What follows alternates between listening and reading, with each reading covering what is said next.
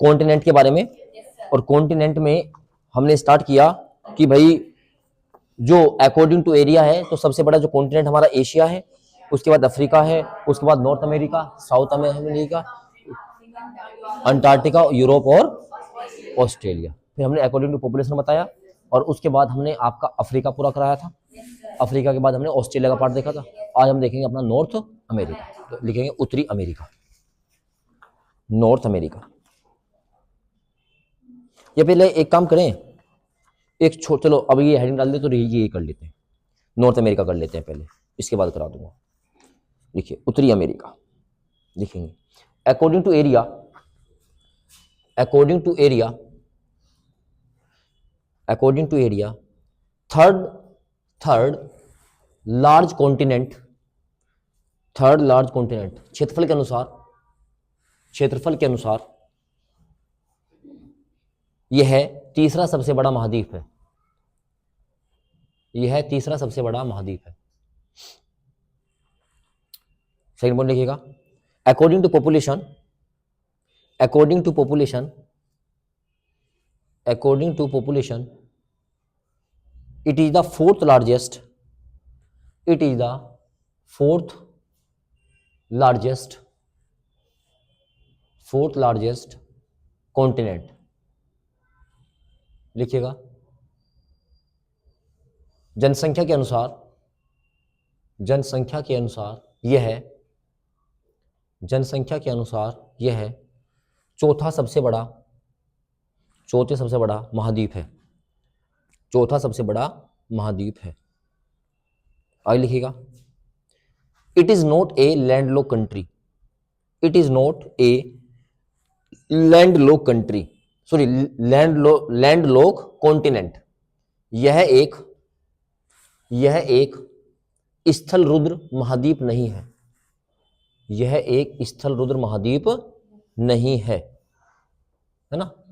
Landlocked तो आप समझते हो ना, यानी कि कहीं ना कहीं इसके चारों तरफ पानी पानी है, कहीं भी इसमें एक भी हिस्सा ऐसा नहीं है जो जहां पर क्या हो, वो हो, जमीन हो, ठीक है ना। चलिए चलिए अब आपको पता है लैंडलॉक, LANDLOCK, लैंडलॉक। अब आपको पता है कि जो आपका ये नॉर्थ अमेरिका है यहीं से एक जुड़ता है साउथ अमेरिका, बोलो है ना। तो पहला क्वेश्चन आएगा कि बताइएगा कि वो कौन सी संधि है जो नॉर्थ अमेरिका को साउथ अमेरिका से जोड़ती है। बात समझ आई क्या? चलिए तो इसमें लिखेंगे नेक्स्ट पॉइंट बना के,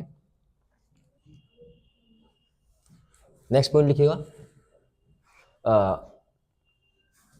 शॉर्ट में लिखिएगा, ऐसे लिखिएगा, इधर लिखो नॉर्थ अमेरिका, नॉर्थ अमेरिका, और यहां पे लिखेंगे साउथ अमेरिका,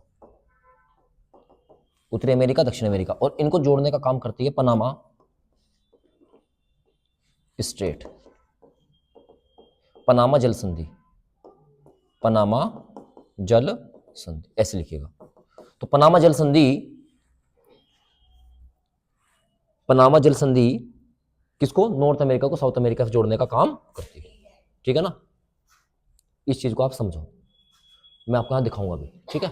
एक बार इसको बस ले लेते हैं, ये क्वेश्चन बहुत एग्जाम में आएगा, ध्यान रखिएगा। तो पनामा जल संधि,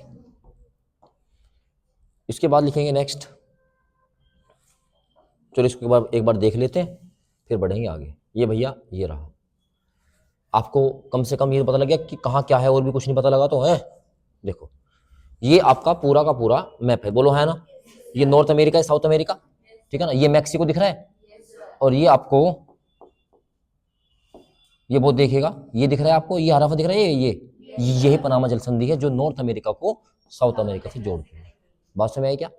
देखो अब ढंग से देख लो, अगर दिख रही है तो थोड़ा सा और बड़ा कर देता हूं मैं, देखो दिखाई देगी सबको, ये ही इसको जोड़ रही है, ठीक है। चलिए अब चलते हैं आगे,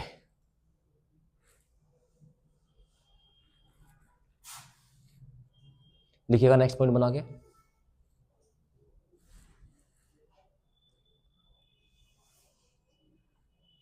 लिखिए नेक्स्ट पॉइंट,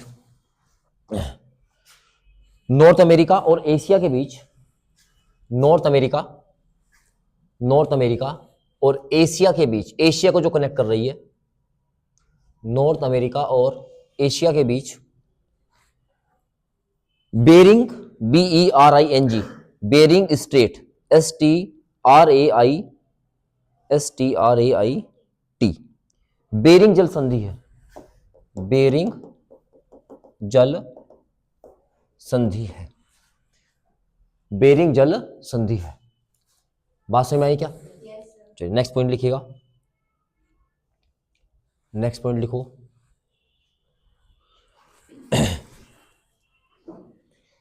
बेरिंग जल संधि। अच्छा, स्टेट का मतलब समझ में आता है आपको? स्टेट क्या होता है बता रखा है मैंने, a large water body which connects to water area and to separate to the land area, जो दो स्थल भागों को अलग करे और दो पानी के धाराओं को जोड़े, उसको क्या बोलते हैं हम? स्टेट बोलते हैं, जल संधि बोलते हैं। चलिए तो कुछ इसमें लिखते हैं, लिखो पहले ये लिखो, हडसन बे, हडसन की खाड़ी, हडसन, HUDSON, हडसन खाड़ी, दिखाई दे रही है हडसन खाड़ी? तो ये हडसन की खाड़ी क्या करती है? ये देखो, ये जो हडसन की खाड़ी है, एक तो ये देखो, ये है लेब्राडोर, लेब्राडोर सागर, दिखाई दे रहा है क्या? और ये जो हडसन है, ये हडसन की खाड़ी, तो इसको बोलते हैं हम हडसन स्टेट। क्या बोलते हैं इसको? तो कोई पूछेगा हडसन स्टेट किस किस को जोड़ेगा? लेब्राडोर सी को और हडसन बे को। बात समझ में है क्या? तो हडसन की खाड़ी और लेब्राडोर सागर को कौन जोड़ता है? हडसन स्टेट बोलते हैं। अब यहाँ पे देखो, एक मिनट और रुक जाओ, फिर देखेंगे। ये आपका है, हाँ ये आपका है जो ग्रीनलैंड, जो ग्रीनलैंड और कनाडा या नॉर्थ अमेरिका के बीच में, उसका नाम क्या है? बफिन वे। डेनमार्क या जो ग्रीनलैंड, अच्छा यहाँ पे डेनमार्क क्यों लिखा हुआ है? क्योंकि जो ग्रीनलैंड है ये अपना जो इसने अपना वो दे रखा है, शासन करने का तरीका दे रखा है, तो इसने डेनमार्क को दे रखा है। किसको दे रखा है? डेनमार्क को दे रखा है, ठीक है ना, डेनमार्क को दे रखा है। तो इनके बीच में क्या है? ये बफिन है। अच्छा, इसमें और हम क्या ले सकते हैं? एक ये देखिएगा, ये है गल्फ ऑफ अलास्का, अलास्का एक माउंटेन रेंज भी है। बात समझ में आई क्या? तो गल्फ ऑफ अलास्का है, ये हमारे काम क्या आ जाएगी, इसको मैं लिखवा दूंगा। और हम क्या देखेंगे? ये तुम्हारा पैसिफिक ओशन हो ही गया सारा फारा, बस ये सब चीजें आपकी यहाँ पे आएगी। तो लिखो भैया, तो आपने ये बात लिखी क्या? क्या लिखा? हडसन बे, हडसन बे ऐसे लिखना, ये हडसन बे लिखो यहाँ पर, और यहाँ पर लिखो लेब्राडोर सी के बीच में क्या है? हडसन स्ट्रेट, हडसन जल संधि है ना, ठीक है भाई। हडसन बे, हडसन की खाड़ी, लेब्राडोर, लेब्राडोर सागर के बीच में क्या है? हडसन की खाड़ी। ये तरीका सही है ना लिखवाने का? दूसरा लिखो, लिखो कनाडा, कनाडा, कनाडा और ग्रीनलैंड, कनाडा और के बीच में लिख दो बफिन की खाड़ी, BAFFIN, बफिन की खाड़ी। हो गया भाई? चलिए एक और लिखेंगे, एक इसका बहुत अच्छा वो है, जिसका नाम, एक शहर है जिसका नाम है, लिखेंगे यूनाइटेड स्टेट्स का, एक मिनट का टाइम दो, गल्फ ऑफ मैक्सिको, तो हम यहाँ बता ही देंगे आपको। हम बात कर रहे हैं किसकी? एक इसमें बे आती है आपकी क्यूबा और फ्लोरिडा, हाँ लिखेंगे ये क्यूबा और फ्लोरिडा,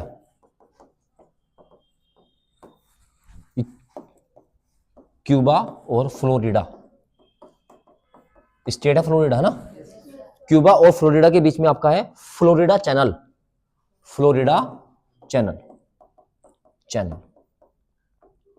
तो फ्लोरिडा चैनल जो है फ्लोरिडा को और क्यूबा को क्या करता है? अलग करता है। बात समझ में आई क्या? चलिए इसमें हम और क्या लिखेंगे? मैक्सिको भी लिख लीजिएगा, मैक्सिको की खाड़ी दिखाई दे रही होगी आपको, ये रहा गल्फ ऑफ मैक्सिको। देखो बेटा ये है वो क्यूबा, दिखाई दे रहा है ना, हाँ ये क्यूबा।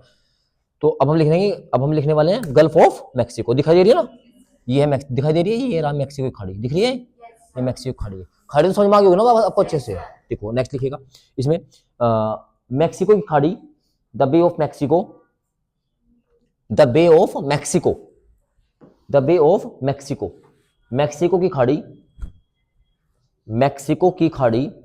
अब यहां पर ये पूरा जो है, ये आपका जो कैरेबियन सी है, कैरेबियन सागर, ये पूरा आपको दिख रहा है, ये जो पानी दिख रहा है, ये पूरा आपका क्या है?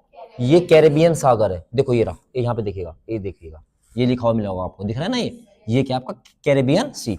तो कैरेबियन सी ये देखोगा, और ये कैरेबियन सी ही आपस में किसको जोड़ रहे हैं, गल्फ ऑफ मैक्सिको, दोनों का पानी यहाँ पे आगे मिल जाता है। बात समझ में आई क्या? तो लिखिएगा इस बात को, क्या लिखा आपने, गल्फ ऑफ मैक्सिको जुड़ती है, गल्फ ऑफ मैक्सिको जुड़ती है किससे, कैरेबियन, कैरेबियन सी से, कैरेबियन सागर से। क्वेश्चन बहुत एग्जाम में बनते हैं, ध्यान रखिएगा, बहुत, अरे ये बहुत ही टफ क्वेश्चन माने जाएंगे, ध्यान रखिएगा, लेकिन आपको थोड़ा सा मैप पे ध्यान रखना है बस।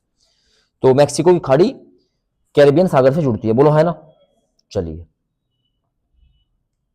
अब थोड़ा सा बात करते हैं हम, तो ये खाड़ियां सारी होगी ना, देखो एक मिनट देख लो, कुछ नहीं बचा हमारे पास यहाँ पे भाई, इन दोनों को हमने जोड़ लिया इससे, बोलो है ना, इससे जोड़ दिया हमने हडसन से, ये हमारा पूरा लेब्राडोर सी हो गया, गल्फ ऑफ अलास्का हमने बता दिया, ये आपके काम के नहीं, ये पैसिफिक ओशियन का एक भाग है, ये हमने यहाँ पर देख लिया गल्फ ऑफ मैक्सिको, और हमने यहाँ पर के देख लिया अपना कैरेबियन सी, सारा हो गया मामला।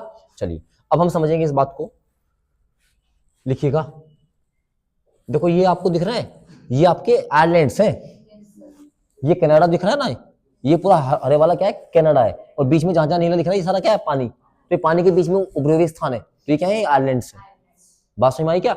जबकि यूएसए के पास ऐसा कुछ नहीं, देखो यूएसए पूरा कंप्लीट ये ऐसे ही बना हुआ है, बोलो है ना, ये देखो ये कंप्लीट ऐसे है, बस इनके बीच में ये खाड़ियां दिख रही है आपको, ये पानी यहाँ घुसा हुआ है, ठीक है ना। जैसे हमारे पास क्या है, जब हमने देखा था अपना, हमने जो बनाया था, ये क्या था, बे ऑफ खंबात, याद आया ना, खंबात की खाड़ी हुआ करता था, याद आया ना, तो बस ये खाड़ियां बनी हुई है यहाँ पर। तो लिखेंगे नेक्स्ट हेडिंग लगाएंगे अलास्का, अब हम अलास्का की बात करेंगे, खाली अलास्का लिखेंगे, अलास्का,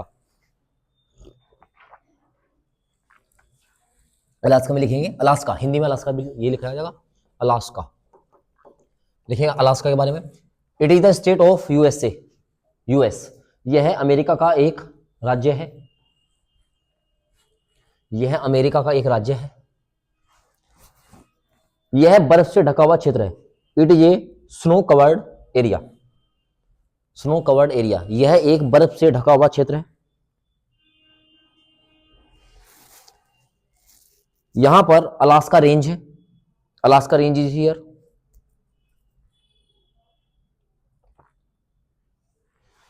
इसकी सबसे ऊंची चोटी अलास्का की सबसे ऊंची चोटी माउंट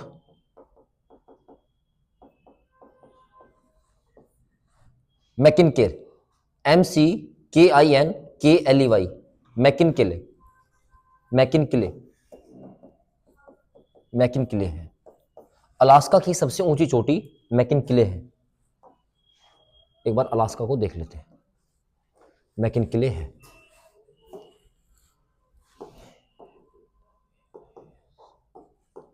अलास्का रेंज, अलास्का,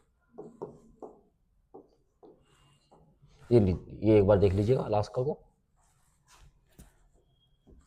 ठीक है। तो ये बिल्कुल मतलब हिमालय से तो बहुत छोटी है ऊंचाई में, क्योंकि पूरी दुनिया का सबसे ऊंचा और मोरदार पर्वत कौन सा है, हिमालय है, ठीक है ना। तो ये अलास्का रेंज आपको दिखाई दे रही होंगी, मैं इसको मैप पे भी अगर दिखाना चाहूंगा तो आप इसका 3D कोई फिगर मिल जाए तो बढ़िया है।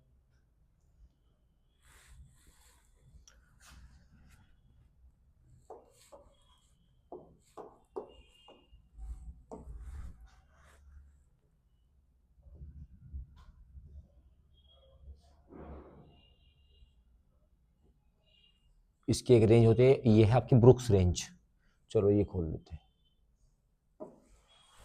चलिए। तो ये अलास्का रेंज आपको देखो, ये दिखाई दे रही है, ये पूरी अलास्का रेंज यहां तक है, ठीक है ना। चलिए तो अब लिखिए इसमें नेक्स्ट पॉइंट बना के, इसका एक इसी का एक हिस्सा है, वो है ब्रुक्स रेंज, BR लिखेंगे नीचे, BROOKS, brooks, brooks range, brooks range, brooks range, ठीक है। ये देखिएगा, अब जो मैं कुछ अच्छे समझ में आ रहा होगा, ये आपका कौन सा सागर हो गया, बेरिंग सी हो गया, ये गल्फ ऑफ अलास्का, ये आपका पूरा क्या हो गया, अलास्का यूएस होगा, दिखाई देगा, क्योंकि 3D फिगर ये आपको अच्छे समझ में आ रहा होगा, ठीक है।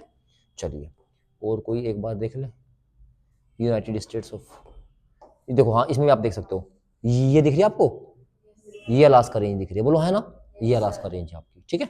चलिए चलो आगे लिखते हैं, आगे लिखिएगा, अलास्का होगी इसके दोनों, लिखिएगा यू किस पे हाईएस्ट? नहीं, ब्रुक्स जैसे हिमालय की श्रेणियां है ना, ये भी इसका एक पार्ट है, सबसे ऊंची चोटी नहीं है ये, तो एक क्या है, ब्रुक्स रेंज लिखवाया ना मैंने, मैंने आपको रेंज की डेफिनेशन नहीं बताई, रेंज क्या होती है, समान उम्र की, सेम एज की जो पहाड़ियां होती हैं उनको क्या बोलते हैं, रेंज बोला जाता है, ठीक है ना। इसमें लिखिएगा नेक्स्ट पॉइंट बना के, एक वर्ड लिखिएगा, यहां से क्वेश्चन आता है, युकान घाटी, युकान वैली, युकान वैली, युकान घाटी, नोन एज, डेस्ला लिखिएगा, known as valley of thousand smoke, valley of thousand smoke, SMOK, इसको हजार धुओं की, हजार धुओं की, हजार धुओं की घाटी कहा जाता है, हजार धुओं की घाटी कहा जाता है, ठीक है भाई। और इसमें बस आप 2-3 काम और कर लीजिएगा, मैं आपको नाम लिखवा देता हूं, आप नाम लिखिए उनकी, आप राजधानी जरूर देख लीजिएगा, लिखिएगा USA, कनाडा, मैक्सिको, ठीक है ना, ठीक है भाई, क्यूबा, ठीक है। तो बस इनकी आप राजधानी और देख लेना, 3-4 देश की, इतने से काम हो जाएगा आपका, कोई दिक्कत? चलिए आगे लिखिएगा नेक्स्ट पॉइंट बना के, हमें कहते हैं छोटा सा रह गया हमारा, उसको और कर लो, छोटा सा ही है वो बिल्कुल, अंटार्कटिका कॉन्टिनेंट, मैं वो करवाना चाह रहा था पहले, क्या अंटार्कटिका, बहुत छोटा सा, क्योंकि वहां पे आपको कुछ ज्यादा याद करने की आवश्यकता ही नहीं है, ठीक है ना। अंटार्कटिका वही जहां पे आजकल पेंगुइन वाली वीडियो चल रही है, हाँ, लिखो अंटार्कटिका कॉन्टिनेंट, अंटार्कटिका, अंटार्कटिका महाद्वीप, अंटार्कटिका महाद्वीप, लिखो पहला, it's known as the white continent, it's known as the white continent, इसे श्वेत महाद्वीप कहा जाता है, it is known as the white continent, इसको श्वेत महाद्वीप कहा जाता है। Second point, it's known as the movable continent, इसको गतिशील महाद्वीप भी कहा जाता है,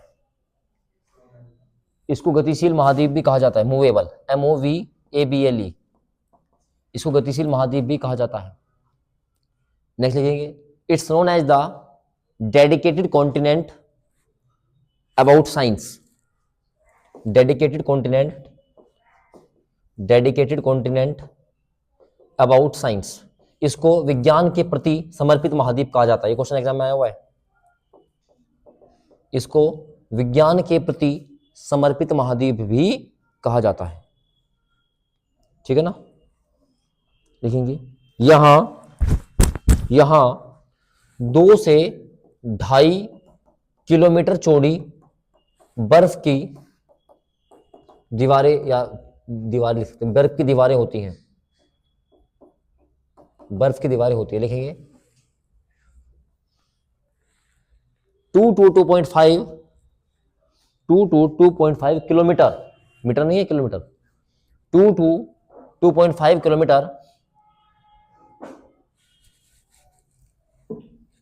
snow layer is found here, snow layer is found here, snow layer is found here, यहां 6 महीने दिन और 6 महीने रात होती हैं, 6 month day and 6 month night, इसका तो कुंभकर्ण ही रहता होगा, यहां 6 महीने दिन और 6 महीने रात होती है। अब यहां पर भारत के कुछ अपने रिसर्च सेंटर भी, क्योंकि यहां सैटेलाइट वगैरह स्थापित किए जाते हैं, ठीक है ना, तो यहां पे लिखिएगा भारत के research centre, research centre of India जो यहां पर स्थित है, रिसर्च सेंटर ऑफ इंडिया, नाम लिखिएगा भारती, सेंटर का नाम है क्या, भारती, मैत्री, MATRI, मैत्री, और दक्षिणी गंगोत्री, दक्षिणी गंगोत्री, दक्षिणी गंगोत्री, हो गया। तो ये भारत के 3 यहां पर रिसर्च सेंटर हैं अंटार्कटिका पे। चलिए इसकी खोज, किसकी, अंटार्कटिका की खोज, डिस्कवर बाय डिस्कवर्ड बाई लिख दिया। इसके नीचे एक पॉइंट बनाइए, पहला लिखेंगे पहला प्रयास, फर्स्ट ट्राई। ये क्वेश्चन भी एग्जाम में आया हुआ है। पहला प्रयास को खोजने का जिस व्यक्ति ने किया, प्रथम प्रयास, Thomas cook, COOK, Thomas cook. तो पहला प्रयास किया गया थॉमस कुक के द्वारा। फिर सेकंड पॉइंट बना के लिखिएगा, मेन लैंड पार्ट, मुख्य भूमि, मेन लैंड पार्ट, मुख्य भूमि। देखो एक तो अंटार्कटिका है, एक उसकी भूमि पर जाना, दोनों काम अलग अलग होंगे नहीं होंगे। तो जो मेन लैंड पार्ट वाला काम किया लिखेंगे, दो व्यक्ति थे इसमें, लिखेंगे पहला फेबियन, FEBIEAN, फेबियन वेलिंग, VALING, फेबियन वेलिंग। और फेबियन वेलिंग के साथ साथ एक हमारा भी भाई था रामचरण। दूसरा व्यक्ति कौन था? रामचरण, रामचरण, ठीक है ना, रामचरण। तो दो व्यक्तियों ने अंटार्कटिका की मुख्य भूमि बिंदु को खोजने का काम किया। रामचरण याद रखना, एग्जाम में रामचरण याद आता है भारत के लिए, टेंशन ना लो, ठीक है।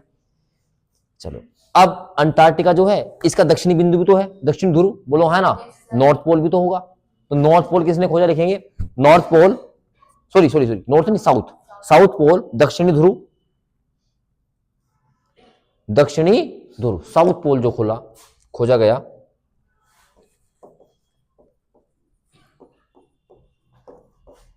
अमंडसेन द्वारा। एक और भाई था गिरिराज सिरोही,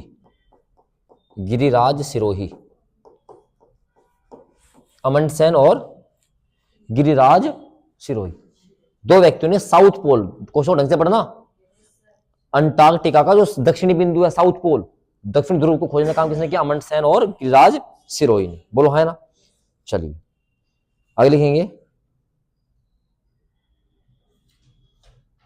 अब यहां पे दो बात और लिख लीजिएगा, बस लिखो पहली बात, वोस्टक, VOSTAK, वोस्टक, वोस्टक is the coldest place of this continent. वोस्टक इस महाद्वीप का सबसे ठंडा स्थान है, world minimum temperature record, world minimum लिखना है ना, world minimum temperature record here, यहां पर विश्व का सबसे कम तापमान दर्ज किया गया। आगे डैश लगा लिखेंगे -89 डिग्री सेल्सियस, -89 डिग्री सेल्सियस, ठीक है ना। लिखेगा नेक्स्ट पॉइंट बना के, पॉपुलेशन 0, जनसंख्या 0 है, जनसंख्या 0। और फिर यहां पे क्या ही रहेंगे, यहां पे मिलेगी आपकी पेंगुइन की वीडियो आप आजकल देख ही रहे हो, पेंगुइन चिड़िया, बोलो है ना। और एक यहां फिश मिलती है, इसका नाम है, एक फिश मिलती है क्रिल फिश, ये क्वेश्चन एग्जाम में आया हुआ है। क्रिल मछली कहां पाई जाती है? अंटार्कटिका में। क्रिल फिश और पेंगुइन, समझ रहे हो क्या? तो इसलिए पेंगुइन को उठा के घर मत ले आना, क्योंकि उसको बहुत ठंडे क्षेत्र पसंद है, कहां से दोगे इतना ठंडा, है ना। चलिए, माने नहीं लेके आओगे। और यहाँ पर एक वेजिटेशन मिलता है, लिखेंगे वनस्पति, वेजिटेशन यहाँ पे क्या मिलती है वनस्पति में, वनस्पति लिखेंगे मॉस, MAUS, मॉस वनस्पति मिलती है यहाँ पर। बात समझ में आई क्या? तो ये थोड़ी सी बात आपकी किसकी हो गई यहाँ पर, अंटार्कटिका की। चलिए अब थोड़ी सी बात कर लेते हैं अपने एशिया के बारे में, कर ले। लिखो एशिया, करें स्टार्ट।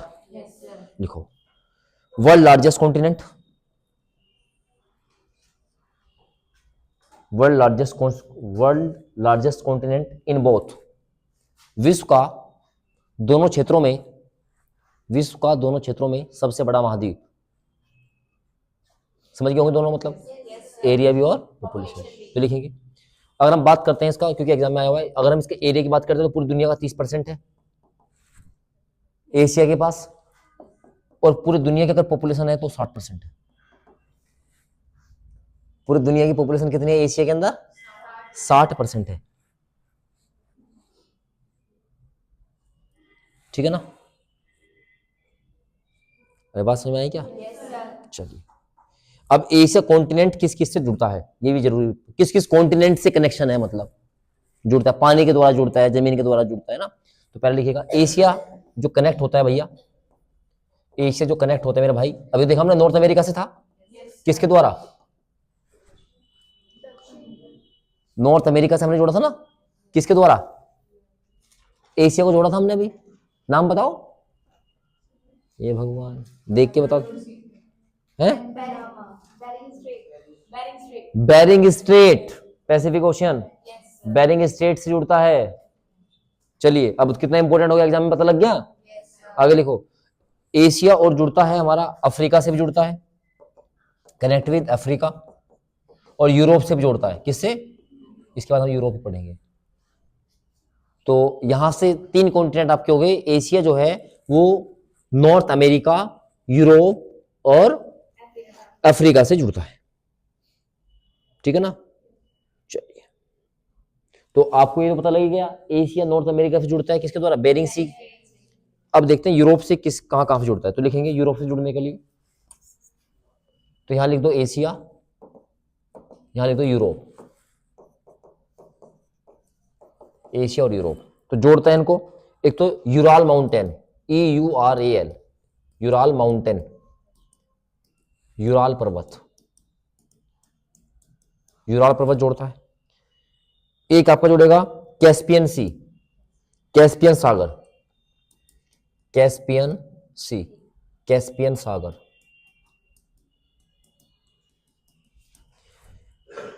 एक जुड़ेगा काकेकस पर्वत, CAUCASUS, Caucasus mountain, Caucasus mountain, Caucasus पर्वत। बात समझ में आई क्या? चलिए, तो अमेरिका को जोड़ता है बेरिंग सी, और यहां से देखेंगे यूरोप को, तो आपका यूराल माउंटेन हो गया, काकेकस पर्वत हो गया, और आपका कैस्पियन सागर हो गया। अफ्रीका को देखते हैं, अब अफ्रीका को कौन जोड़ता है? एशिया, और ये अफ्रीका आपने कल पढ़ा था, हाँ, स्वेज कैनाल, स्वेज नहर, बोलो है ना। पहले तो ये आ गया स्वेज नहर, और रेड सी भी जोड़ता है। कि क्या जोड़ता है? रेड सी, लाल सागर। अरब सागर को लाल सागर से निकलते थे पहले हम, जो यूरोप का जितना ट्रेड होता था, समझ रहे क्या? तो और क्या जुड़ता है? रेड सी और स्वेज कैनाल। बात समझ में आई क्या? तो आपको ये पता लग गया हमारा जो कॉन्टिनेंट हो कहां से जुड़ता है। बात समझ में आई? चलिए, अब थोड़ी सी बात कर लेते हैं एशिया के बारे में। तो लिखिएगा, वर्ल्ड में लिखिएगा, पहला विश्व में, कि एशिया के पास दुनिया में फर्स्ट नंबर किस किस चीज का है। ठीक है ना? तो विश्व में लिखिएगा, पहले लिखेंगे हाईएस्ट माउंटेन। ये वर्ल्ड के परिप्रेक्ष्य में बात कर रहे हैं, एशिया का तो है ही है, ये दुनिया में एशिया के पास क्या प्रथम चीजें हैं? वर्ल्ड में लिखिएगा हाईएस्ट माउंटेन, सबसे ऊंचा पर्वत हिमालय।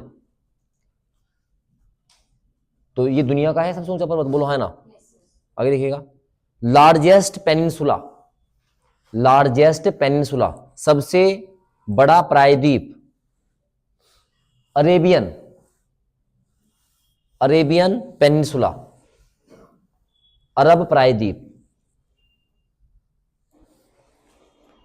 लार्जेस्ट लेक, सबसे बड़ी झील, सबसे बड़ी झील, कैस्पियन सी, कैस्पियन सागर, झील ही है, नाम सागर लगा हुआ है ना, कैस्पियन, CASPEAN, कैस्पियन सी। तो है एशिया में, लेकिन दुनिया की सबसे लार्जेस्ट लेक है कैस्पियन सी, बोलो है ना। Deepest lake, next point, deepest lake, सबसे गहरी झील,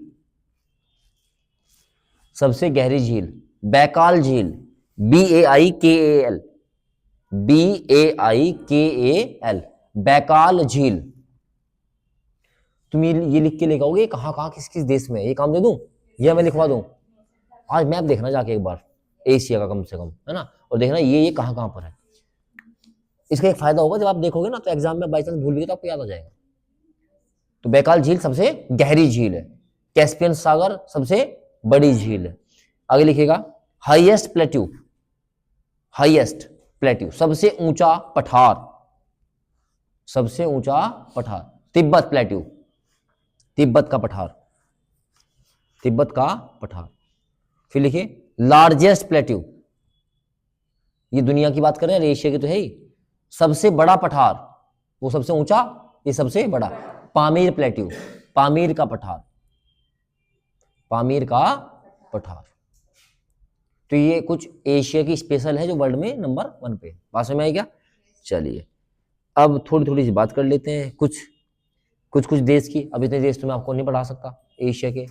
तो पहले लिखिएगा, अच्छा इंडिया के बारे में आपने सारा पढ़ लिया, इंडियन ज्योग्राफी में तो वहां लिखवाने को आपको आवश्यकता है ही नहीं। तो अपने दोस्त का नाम लिखो पहले, पाकिस्तान। दोस्त है भाई, छोड़ नहीं सकते ना। देखा ना, दोस्त को जब चाहे तब रगड़ लें, है ना, है ना। जब चाहे दोस्त है, जब चाहो जब उसकी मजाक ले लें, थप्पड़ पड़े खींच दे, फिर सोच चलो ठीक है दोस्त है ना, तो वही काम है। लिखेगा तो पहले क्या लिखते हैं, पाकिस्तान। तो कुछ अच्छी बातें बताते हैं इसके बारे में, लिखेंगे it's known as the country of canals, इसको नहरों का देश कहा जाता है, कंट्री ऑफ कैनाल्स। आगे लिखिएगा नहरों का देश, लिखेंगे यहां पर सॉल्ट रेंज माउंटेन है, SALT, salt range mountain, salt range पर्वत है। जैसे आगे लिखेंगे फाउंड मिनरल्स, जहां से खनिज मिलते हैं। ठीक है जी। आगे लिखेंगे नेक्स्ट पे बना के sweat valley, SWAT, sweat valley is found here, या स्वेट वैली लिखो बस खाली, SWAT, स्वेट वैली, स्वात घाटी, स्वात घाटी। डैश लगा के लिखेंगे known as the heaven of Pakistan, इसको पाकिस्तान का स्वर्ग कहा जाता है, पाकिस्तान का स्वर्ग कहा जाता है, क्योंकि एक्चुअल में ये है ना एग्रीकल्चर से बहुत फर्टाइल है। डैश लगा लिखो यहां पर, जैसे लिखो व्हीट, गेहूं, कोमा शुगर कैन, गन्ना, इसमें आगे डैश लगा लिखो wheat, sugar cane and many more, sugar cane and many more. Dash लगा लिखिएगा आगे, डैश लगा लिखिएगा मैक्सिमम प्रोडक्शन, हिंदी में लिखेंगे यहां गेहूं गन्ने और आदि का, गेहूं गन्ने आदि का उत्पादन अधिक होता है। भाई आपको ये भी पता लगना चाहिए ना इसको स्वर्ग क्यों कह रहे हैं। पता लगा तुमने सोच लिया बोले वहां तो स्वर्ग है और तुम निकल लिए, तो कुछ नहीं, वहां पे एग्रीकल्चर फर्टाइल लैंड है, तो है ना अपना स्वर्ग तो प्रकाश चौक पे है। चलो आगे चलो, बांग्लादेश की बात करते हैं। बांग्लादेश, बांग्लादेश लिखिएगा known as the country of rivers, इसको नदियों का देश कहा जाता है, known as the country of rivers, इसको नदियों का देश कहा जाता है। वर्ल्ड लार्जेस्ट डेल्टा, विश्व का सबसे बड़ा डेल्टा, वर्ल्ड लार्जेस्ट डेल्टा, विश्व का सबसे बड़ा डेल्टा, डैश लगा लिखेंगे Sundarban delta is here, Sundarban delta is here. ठीक है, आगे लिखेंगे jute production, jute production, jute का उत्पादन, jute production is very high, jute का उत्पादन अत्यधिक मात्रा में होता है।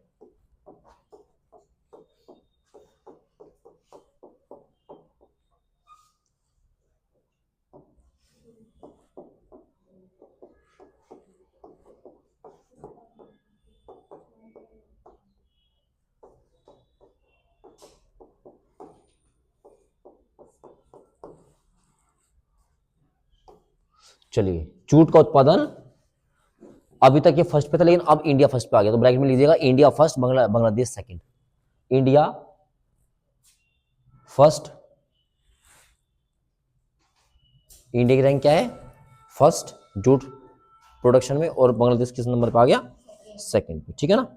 चलिए, इतनी बातें बहुत है बांग्लादेश के बारे में। राजधानी आपको पता ही है, ढाका है। चलिए फिर लिखिएगा जापान, लिखे जापान। देखो जापान के बारे में, जापान करा देता हूँ, चाइना करा देता हूँ, है ना, म्यांमार करा देता हूँ, बाकी देखो जापान के बारे में। Known as Great Britain of east, यह पूरब का ग्रेट ब्रिटेन कहा जाता है। यह पूरब का ग्रेट ब्रिटेन कहा जाता है। हो गया, आगे लिखिएगा। It's known as the sunrise country, इसको उगते सूरज का देश कहा जाता है। उगते सूरज का देश, सनराइज कंट्री। आगे लिखेंगे, यह ट्रक कार के उत्पादन में प्रथम स्थान पर है। In the production of car and truck जैसा लिखेंगे फर्स्ट पोजीशन। दुनिया में सबसे ज्यादा कार और ट्रक बनाने का काम कौन कर रहा है? जापान कर रहा है, ठीक है ना। इसका एक द्वीप है होन्शु द्वीप। कौन सा? होन्शु, लिखिएगा HONSHUY, Honshu, Honshu island, Honshu island. इसी होन्शु आइलैंड पे आपका टोक्यो है, जो राजधानी है इसकी। और पूरे जापान की सबसे ज्यादा जो पॉपुलेशन है, जनसंख्या, वो इसी द्वीप पर रहती है। जो पॉपुलेशन है, सबसे ज्यादा पॉपुलेशन सबसे ज्यादा यहीं रहती है। किस पे? होन्शु द्वीप पे। ठीक है भाई, इतनी बात समझ में आई क्या? चलो, क्वेश्चन इंपोर्टेंट ये बनेगा कि जो जापान की राजधानी है टोक्यो, वो किस आइलैंड पे है? तो किस पे? होन्शु आइलैंड पे, ठीक है ना। तो Tokyo is the biggest city according to population of Japan. जनसंख्या के अनुसार टोक्यो जो है, जनसंख्या के अनुसार जो टोक्यो है, ये जापान का सबसे बड़ा शहर है। जापान का सबसे बड़ा शहर, सबसे बड़ा शहर जनसंख्या के आधार पर, है ना। चलो, इतनी बात आ गई क्या? आगे लिखेंगे चाइना, चीन, ठीक है ना। चीन की राजधानी बीजिंग। चलो देखो, फल, अरे फल नहीं होते क्या? फ्रूट लिखो ना। सब्जी लिख ली होगी। गेहूं लिख लिए। चावल, हाँ राइस, गजब है। कोयला, सोना, गोल्ड वाला सोना, है ना। एंड आयरन ओर्स, लोहो एस्क, डेस्क लगा लिख दो। First rank in the world, विश्व में प्रथम स्थान।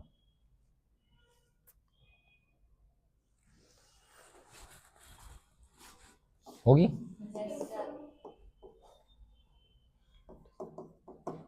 लिखिएगा next, Yangtze river, YANGTZI, Yangtze river, dash लगा लिखिएगा।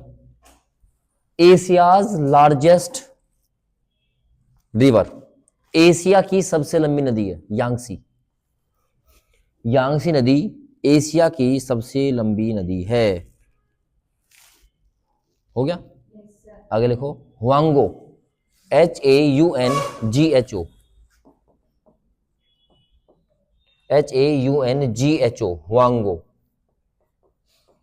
हुआंगो नदी। कुछ रह गया क्या? लिखो हुआंगो रिवर, हुआंगो नदी। It's known as the yellow river, यह पीली नदी के नाम से जानी जाती है। Huangho river is known as the yellow river. Huangho नदी पीली नदी के नाम से जानी जाती है। ये बहुत ही विश्वघाती नदी है, विश्वघात करने वाली। डेस्ट्रॉय विश्वघात थोड़ा हो, विश्वघात मतलब धोखा, मतलब एकदम पानी आया था उठा के ले जाते सब कुछ, सबसे ज्यादा बाढ़ आती है इस नदी के अंदर, तो इसको क्या बोलते हैं, विश्वघाती नदी। जो आपका धोखा कर दे, मतलब आप सब ठीक है, आप बढ़िया कर रहे हो, उसके लिए एकदम वो क्या कर दे काम, विश्वासघाती, एक ही बात है है ना। जैसे भारत में कौन सी नदी है ऐसी, कोसी,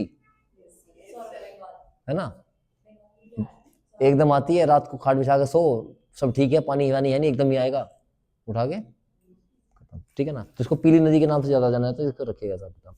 बाकी चीन के बारे में क्या लिखवाऊं यार, पता ही है तुम्हें, और क्या लिखोगे। एक श्रीलंका के बारे में और लिख लो थोड़ा। श्रीलंका में दो क्वेश्चन अच्छे बन जाते हैं श्रीलंका में। लेकिन श्रीलंका के बारे में, इसकी आकृति नारियल जैसी है।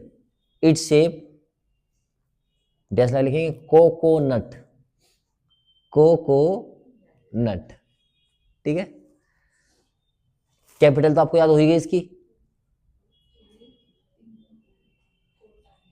है ना। नहीं कोलंबो नहीं, कोलंबो नहीं, नहीं कोलंबो नहीं, याद नहीं है तो लिख लियो, मैं नहीं लिखवा रहा, कमाल की बात होगी। इसका ओल्ड नेम लिख लो बस, पुराना नाम, इसका पुराना नाम लिखो, सियोल, CEYOL, नहीं सिलोन, CEYLON, सिलोन, सिलोंग नहीं, सिलोन, सिलोंग, ये देखो सिलोन, CEYLON, सिलोन। पुराना नाम क्या था, सिलोन। क्या बनेगा, श्रीलंका। इसकी राजधानी है, बताया कोई, जयवर्धनेपुरम कोट्टम, जयवर्धनेपुरम कोट्टम। आगे लिखेंगे जो इंपोर्टेंट लिखेंगे, it's known as the country of, या कंट्री क्या लिखो, आइलैंड लिखो। It's known as the island of gems, gems, ये वो नहीं 5 रुपए के जैम, ओरिजिनल जैम। इसको रत्नों का द्वीप भी कहा जाता है, रत्न, समझ रहे ना, रत्न, ठीक है। इसको रत्नों का द्वीप भी कहा, लिखेंगे। यहां की सबसे प्रमुख नदी, मेजर रिवर, यहां की सबसे प्रमुख नदी महाबेली गंगा है, MAHABELI, महाबेली गंगा है। यहां की प्रमुख नदी महाबेली गंगा है, ठीक है ना। Highest peak of Sri Lanka, Sri Lanka की सबसे ऊंची चोटी, आदम शिखर, आदम शिखर, आदम शिखर,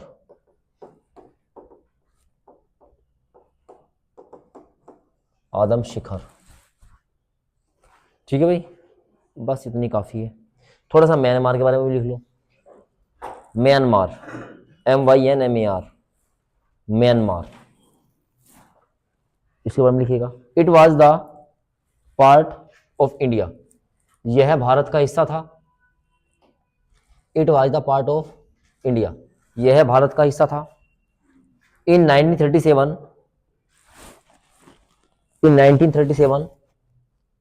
सेपरेटेड फ्रॉम इंडिया, 1937 में यह भारत से अलग हुआ।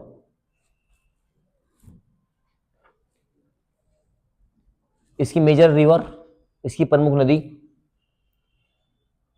इरावदी, इरावदी, IRAWADI, इरावदी। इसकी प्रमुख नदी इरावदी नदी है। और है ना, यहाँ पे बुद्धा के टेम्पल बहुत जबरदस्त है, बुद्धिस्ट लोग रहते हैं ना, तो बुद्धा टेम्पल, बौद्ध धर्म के मंदिर, यहाँ बहुत जबरदस्त है।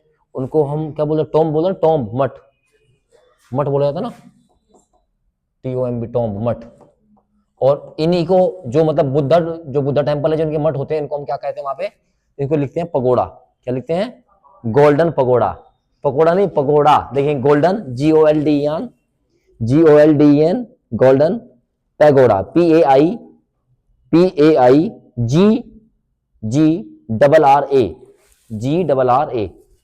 ना, पगोड़ा, गोल्डन पगोड़ा। किसको कहा जाता है, क्वेश्चन आया हुआ एग्जाम में। तो म्यांमार के अंदर जो हमारे बुद्धिस्ट टॉम होते हैं उनको क्या कहा जाता है, गोल्डन पगोड़ा। भाई इतना काफी है, बाकी तो भाई इतने देश तो मैं करवा नहीं सकता आपको, सही है कि नहीं है। चलो थोड़ा सा बस यूरोप के बारे में कर लेते हैं काम। यूरोप बढ़िया देश है, कभी पैसे वैसे हो जाएंगे चले जाना, घूमने के हिसाब से, रहने मत जाना, कि हमारे देश से अच्छा कोई देश नहीं है। जिंदगी का मजा तो भारत के साथ। चलिए सही है कि नहीं है। देखो ट्रंप को हम घुटने पे ले आए कि नहीं ले आए, ट्रंप घुटनों पे आ गया, 18% पे आ गया, नहीं आ गया, कितने से आया, 50 से, 25 से, 50 से घुटनों पे आ गया। This is the power of real India and the prime minister power. इससे पहले अमेरिका भारत से 0% पे करता था ट्रेड, 18 हुआ तो क्या हुआ, 50 से 18 तो हुआ। ये भारत की नीति है। बोल बात समझ में आई कि नहीं आई। और आने वाले 2 सालों में तुम सब ओडी में घूमोगे, डिफेंडर्स में घूमोगे, BMW में घूमोगे, जैगुआर में घूमोगे, रेंज रोवर्स, रॉयल्स में आप घूमोगे। मोदी जी ने उसका भी इंतजाम आपके लिए किया है। यूरोपियन यूनियन के साथ क्या कर दिया, पूरा समझौता कर दिया कि अब हम जो है आपके से, आप गाड़ी यहीं बेचो, यहीं बनाओ, यहीं बेचो, ताकि मेरी जो जनता है वो टैक्स से बचे। मेरा एक ही सपना है, हवाई चप्पल वाला हवाई जहाज में घूमे, अमृत योजना से। हाँ भाई सही बात है। देखो एक ओबीसी का गरीब परिवार का आदमी, भारत का लोकतंत्र है, देखो कहां से कहां प्रधानमंत्री पद तक पहुंचा। बोलो है ना, राजा का बेटा यहाँ राजा नहीं बनेगा, ये तो लोकतंत्र है आपका। तो मोदी जी का अपना ये एक विजन था। और देखो आने वाले समय में जब तक तुम्हारे जॉब वॉब लग के तुम सेट होंगे, तुम स्कॉर्पियो कुछ नहीं, ऑडी Q7। हाँ यूजीसी कुछ नहीं है, उसमें चलता रहता है। देखो ये सब लोग है ना, समझते नहीं है चीजों को। अगर सरकार कोई बिल लेके आती है ना, वो खराब है अच्छा है, एक्चुअली यूजीसी ये एक नियमावली लेकर आई है कि जो स्वर्ण व्यक्ति हैं, जो जनरल कैटेगरी में या अनरिजर्व कैटेगरी में आते हैं, उन पे जो हमारा SC ST कानून है उसके द्वारा कुछ और बंदिशें लगाई जा रही हैं पढ़ते समय पर, यानी छात्रों के रूप में ही। तो जनरल वाले चाहते हैं कि भाई हम जैसे थे मेरे को ऐसे रहने दो। क्या हमारे मित्र नहीं है SC ST वाले, OBC वाले, बताओ। अक्सर कॉम्बिनेशन देखा जाता है, जो जाट है वो उसका दोस्त हमेशा ब्राह्मण मिलता है, मोस्टली अक्सर कॉम्बिनेशन है। और बताओ एक तो OBC का और वो एक जनरल का, गड़बड़ हो गया। तो हम जैसे तुम छात्र में, भाई क्लास का मतलब क्या होता है, देखो यूनिफॉर्म पढ़ाई जाती है क्लास इस स्कूलों के अंदर। तो जनरल वाले भी सही है अपनी जगह पर, कि भाई हम स्कूल में हम पढ़ रहे हैं तो स्कूलों में सब चीज बराबर होनी चाहिए। उसके बाद जो तुम्हें जातिगत जो भी करना, जातिवादी अपनी बाहर देखो। हम यहाँ सेम यूनिफॉर्म पहन के आते हैं ताकि किसी को कुछ, कोई अमीर है, कोई गरीब है, कोई उससे कुछ पता नहीं, मतलब सबका यूनिफॉर्म एक हो गया। तो हमें दोस्त बनाने दो। और उसमें भी बोला तुम, ये बोला ये OBC ओढ़ लिया है उसके अंदर, बोला ये OBC का, ये SC का, ये ST का, ये जनरल का, कोई उसका वो करेगा तो वो। अब SC ST वाले कह रहे, बोला नहीं हमारा शोषण हो रहा वहां पे। भाई SC ST में जो दोस्त होते हैं, जो अपने दोस्त होते हैं, दोस्तों का भी कोई शोषण हो सकता है क्या। वो हमारा बचपन है, वो जो ग्रेजुएशन लेवल तक का है, वो एक अलग ही, मतलब अलग ही हिस्सा होता है वो। ये बात तो मानोगे। उसके बाद वो दिमाग में कहां से क्या चीज भरी जाती है, तो उसके बाद वो करते हैं, वे भी अपनी जगह सही है, ठीक है ना। लेकिन मेरे हिसाब से मतलब स्कूलों तक ये सब चीजें मतलब ठीक नहीं है। सबको साथ, अब बहुत सारे दोस्त हैं, अब वो तो मैं आपको बता नहीं सकता यहाँ पे। वो भी यही करता है, वो भी यही करता है, क्योंकि दोस्ती का नाम ही मतलब जो बगैर किसी कंडीशन के बनते हो दोस्ती होती है। और फिर अगर यही चीज वहां पे लागू होगी, मतलब फिर वहां पे मतलब कौन दोस्त बनेगा ना, भाई मैं इसका दोस्त नहीं बनूंगा, क्योंकि भाई वहां गाली देके बात करते हैं, यहाँ पे सब काम करते हैं, दोस्त तो यही होते हैं ना। बोला ये कर, तो वहां बोला नहीं भाई मैं दोस्त नहीं बनूं। तो मतलब ये सब चीजें हैं। अभी ये पॉलिटिकल चीजें उत्पन्न हो रही हैं, क्या हो रहा है भाई ये वो जाने। पर बाकी ये है कि यूजीसी के माध्यम से एक छोटा सा और ये बंडा खड़ा करा दिया। बोला अभी ये सुप्रीम कोर्ट में शायद गया हुआ है, और सुप्रीम कोर्ट में इस पे फिलहाल तो स्टे लगा हुआ है। अब अगर दोनों चीज आ गई, अगर इस पे से स्टे हटा तो फिर जो जनरल वाले हैं फिर उनके दिमाग में खराब भी आ जाएगी। और अगर ये परमानेंट हटा दे, फिर SC ST OBC वाले फिर उनके दिमाग में अभी ये मामला गड़बड़ हो गया। और देखो सरकार इसका कैसे क्या निस्तारण करेगी, करना तो पड़ेगा जब इसको लागू ही कर दिया है। बोलो है ना। चलो तो एक किसके बारे में बात करते हैं, यूरोप के बारे में। लिखो भैया, लिखो पहला, it's known as the continent of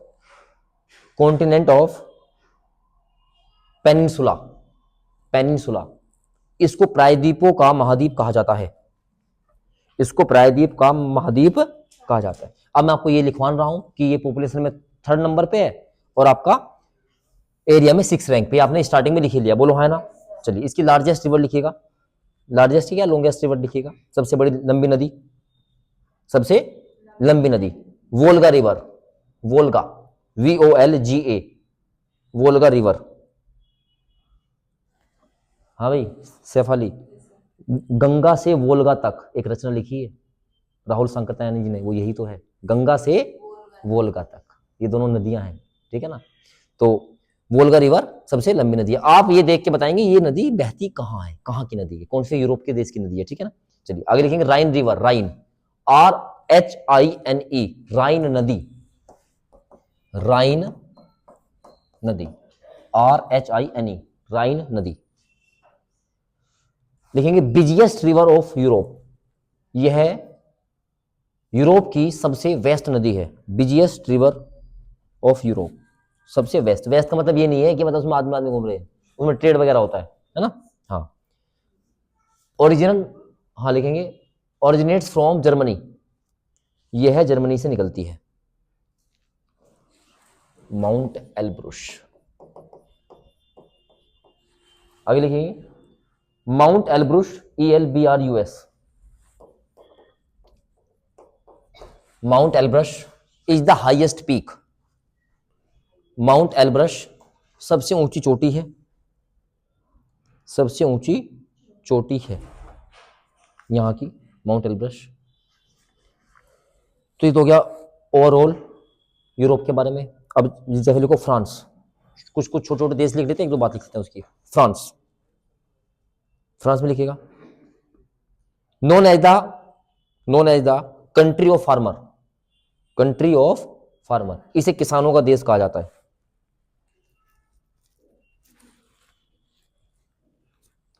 पता है क्यों? क्योंकि ये कंप्लीटली सेल्फ डिपेंडेंट है फूड प्रोडक्शन पे। सोचिए आप, इसको किसी की आवश्यकता, इसको किसानों का देश कहा जाता है। देखेंगे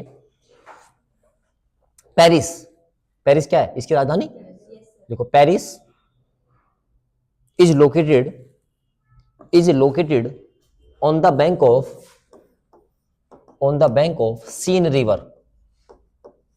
पेरिस सीन नदी के किनारे बसा हुआ है, सीन नदी के किनारे बसा हुआ है, सीन रिवर।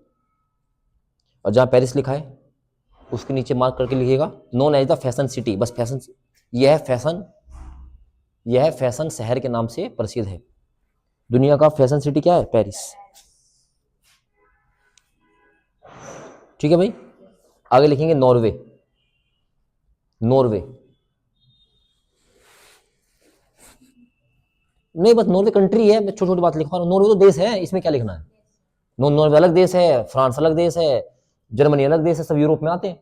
लिखिएगा सबसे अधिक विकसित देश है, मोस्ट डेवलप्ड कंट्री, सबसे अधिक विकसित देश है,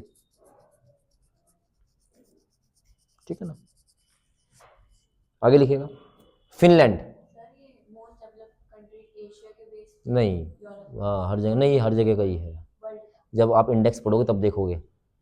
आगे लिखेंगे फिनलैंड, फिनलैंड जानते हो फिनलैंड को? नोकिया कंपनी यही की थी, ठीक है ना। लिखिएगा फिनलैंड के सामने लिखिएगा known as country of 1000 lakes, known as country of 1000 lakes. इसको हजारों झीलों का देश कहा जाता है, इसको हजारों झीलों का देश कहा जाता है। इसके नीचे लिखिएगा नीदरलैंड, नीदरलैंड, नीदरलैंड, नीदरलैंड के सामने लिखिएगा, लिखिएगा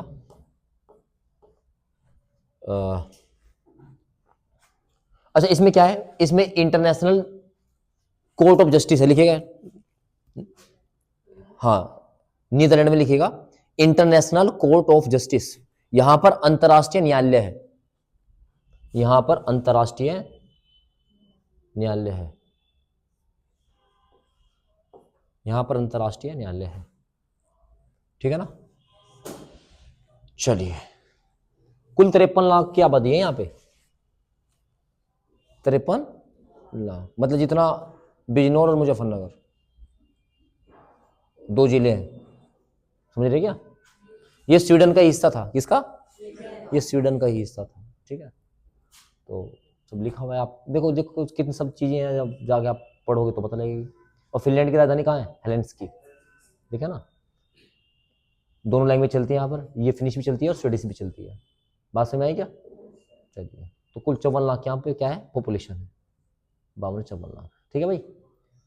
अरे ठीक है, हजारों किसका देश कहा जाता है? हजारों झीलों का देश है ना। चलो आगे लिखो, इतनी होगी। हाँ, इंटरनेशनल कोर्ट ऑफ जस्टिस, ये नीदरलैंड में एक जगह पड़ती है, लिखेंगे उसका नाम है the Hague, HEAUGE, Hague. Netherland में एक जगह पड़ती है हेग। तो हेग में क्या है हमारा? International court of justice, Netherland, the Hague. Denmark, Denmark लिखिएगा, सबसे बड़ी गौशाला है यहां पर, दुनिया की सबसे बड़ी गौशाला। क्या बोलेंगे गौशाला को? काउ शेल्टर, सीबीएसई वाले तो आप कन्वर्ट कर ही लो। सबसे बड़ी गौशाला। डेयरी इंडस्ट्री बड़ी जबरदस्त है भाई यहाँ पर डेनमार्क में, dairy industry, dairy industry, dairy उत्पाद। आगे लिखो इटली के बारे में। इटली, पो रिवर, पो नदी, पो रिवर, पो रिवर। 10 लाख लिखेंगे। The Ganga of Italy, Italy की गंगा कहा जाता है। पो नदी को क्या कहा जाता है? इटली की गंगा। मतलब इतनी पवित्र है, इतनी साफ सुथरी नदी होगी तो भाई भारत में गंगा का परिवेश मानोगे, एक तो भाई लाइफ लाइन तो हमारी है ही है, पवित्र मानने का आस्था का केंद्र भी जुड़ा हुआ है, ठीक है ना। और इसको लिखो, इसको यूरोप का भारत भी कहा जाता है, यूरोप का Bharat, the India of Europe.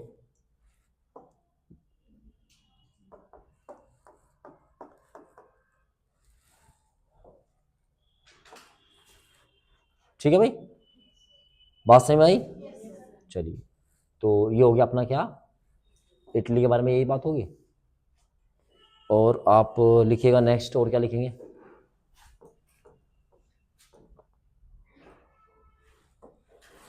ठीक है, चलो देखो ये इस तरह से पो नदी है, बह रही है, ठीक है, शहर के बीचों से जा रही है, बीच बीच से, बोलो है ना।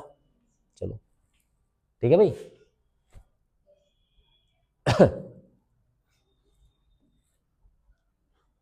ये इसका पूरा रास्ता है, ठीक है, ठीक है भाई, ये पो नदी का, ठीक है, ये पूरा रास्ता है इटली, पो नदी, ठीक है भाई। चलो आगे लिखो, बस 2 बार और लिखो। पहले लिखो ग्रेट ब्रिटेन, ग्रेट ब्रिटेन, आज तुम्हें यहां से थोड़ी बातें क्लियर हो जाएंगी। लिखेंगे ग्रेट ब्रिटेन, नाम सुना है ग्रेट ब्रिटेन का? लिखो Great Britain, Great Britain.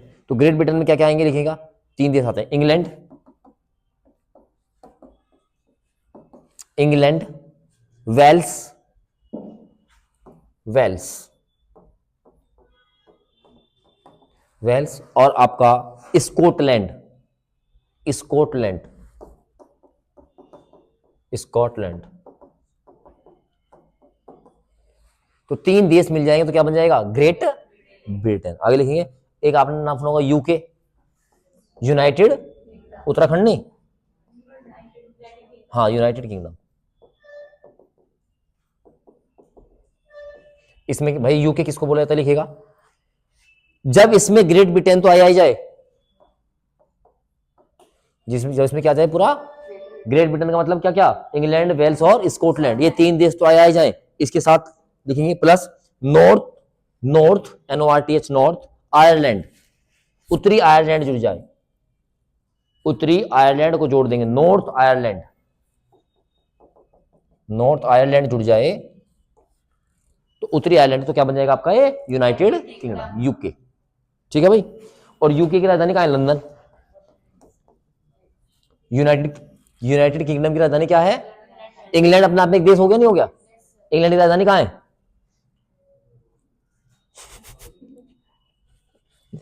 England की राजधानी कहाँ है? लंदन। चलो ओके, ये बात सही में आई कि नहीं आई? तो थोड़ा सा मैंने किसके बारे में बताया आपको।